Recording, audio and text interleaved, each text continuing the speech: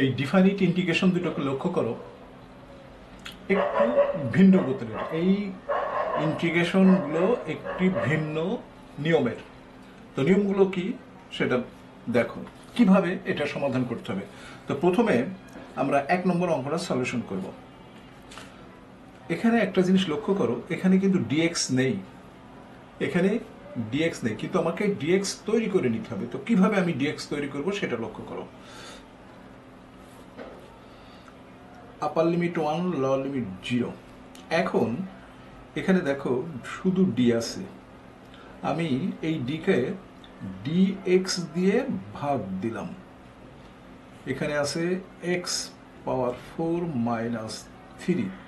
এখন ধার দিলে ধার শোধ করতে হয়, তো যেহেতু আমি ভাগ করেছি, এখন ওই ডিএক্সটা আবার এখানে লিখলাম।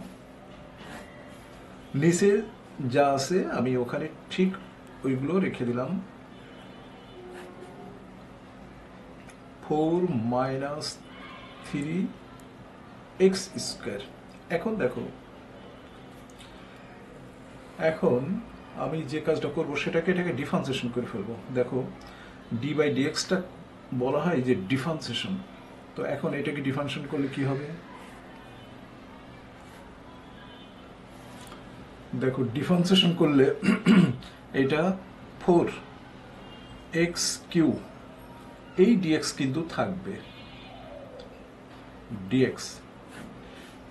এরপর দেখো এখানে x³ আছে, 4-3x²। এখন এই x³ এই x³ ভ্যানিশ হয়ে গেল, এই 4টা আমরা বাইরে নিয়ে আসলাম, যেহেতু ধ্রুব সংখ্যা সেগুলো নিয়ে আসা যায়। এই তো এখন দেখো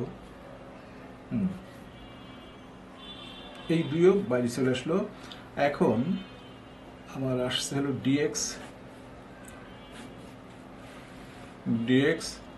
4-3x²। এরপর 1-0 ডিএক্স, দেখো 2^√3x²।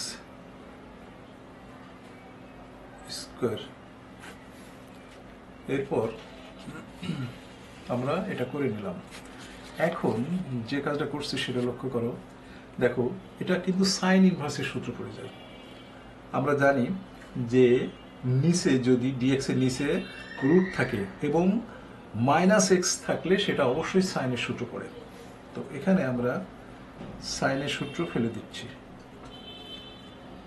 দেখো √x এর সব চলে আসে 1/√3 হিসাবে। সাইন ইনভার্স √3x/2, এই 2, থার্ড ব্র্যাকেট 1-0। তো 2/√3, আমি যদি এটা বসিয়ে দিই, সাইন ইনভার্স √3/2 হয়।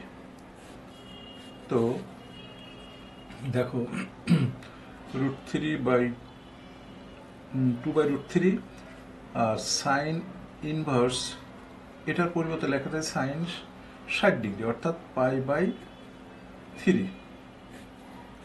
আর ল লিমিট 0 মানে 0, এটা এক্স এর মান বসানোর পর পরে এটা 0 হয়ে যায়। আচ্ছা এখন দেখো সাইন ভ্যানিশ হয়ে গেল, সাইন ইনভার্সের সাথে এটা ভ্যানিশ হয়ে যাচ্ছে, আমাদের থাকছে এটা π/3।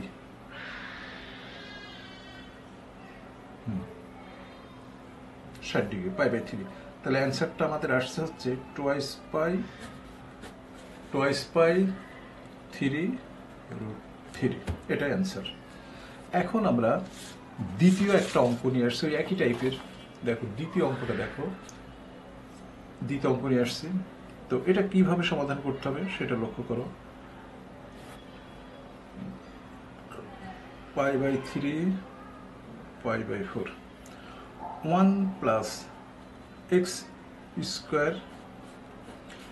ওই একই রকম এই যে ডিএক্সকে d/dx করে নিলাম, তারপর tan inverse x into dx by 1 plus cos 2x। এরপর দেখো pi by 3 pi by 4 pi by 3 pi by 4, তারপর 1 প্লাস এক্স স্কোয়ার, tan ইনভার্সকে ডিফারেন্সিয়েট করলে 1 বাই 1 প্লাস এক্স স্কোয়ার হয়। এই ডিএক্স কিন্তু আছে। তো এখন দেখো নিচে আছে 1 প্লাস cos 2x, এটা ভ্যানিশ হয়ে গেল, উপরে আছে এবং নিচে আছে বলে কেটে গেল। তারপর পাই বাই 3 পাই বাই 4, এখানে কি আছে দেখো dx by 1 plus cos 2x। এরপর দেখো পাই বাই 3 পাই বাই 4, এটার একটা সূত্র আছে, আমরা সূত্রটা জানি 2 cos স্কয়ার x, সূত্রটা হচ্ছে 2 cos স্কয়ার x। এখন আমরা এটা হাফটা আমরা ইন্টিগ্রেশনের বাইরে নিয়ে আসতে পারি, পাই বাই 3 পাই বাই 4। দেখো কি হলো, কসটা উপরে চলে গেলে sec স্কয়ার x হয়ে গেল, sec স্কয়ার x। তো sec স্কয়ার x কে ইন্টিগ্রেশন করলে কি হয়,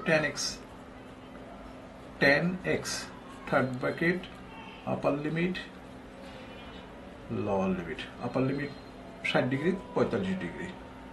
তো এখন আমরা বসিয়ে দিই 60 ডিগ্রি, tan 60 ডিগ্রি মান হচ্ছে √3 আর tan 45 ডিগ্রির মান হচ্ছে 1।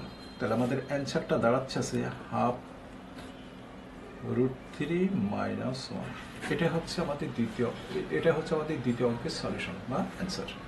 তো বুঝতে পারছো, এইভাবে তোমাকে নতুন নতুন কিছু শিখতে হবে। যদি মনে করো যে এই অঙ্ক যদি আসে, যারা এই ধারার গণিতগুলো সমাধানে অভ্যস্ত না, মানে ডি থাকলে কি করতে হবে অভ্যস্ত না, তাদের কাছে এটা সমস্যায় দাঁড়ায়। তো যেহেতু এই নিয়মগুলো সমাধানের যে কৌশল আমি দেখালাম, একটু প্র্যাকটিস করলে এই ধরনের গণিতগুলো ভর্তি পরীক্ষা পর্যন্ত বা যে কোনো পরীক্ষা পর্যন্ত তোমাদের মনে থাকবে। তো আজ এই পর্যন্তই।